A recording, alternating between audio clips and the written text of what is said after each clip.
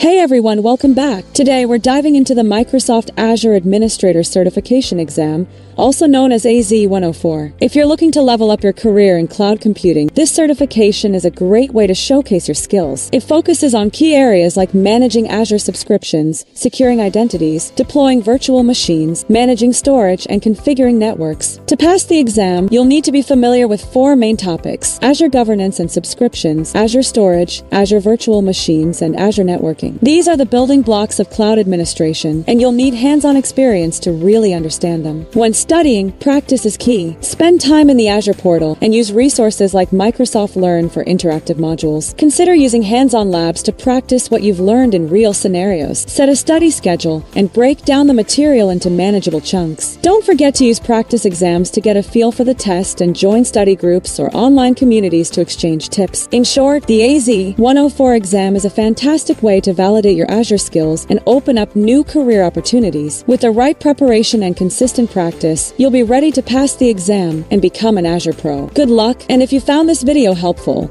don't forget to like, subscribe, and drop any questions in the comments below.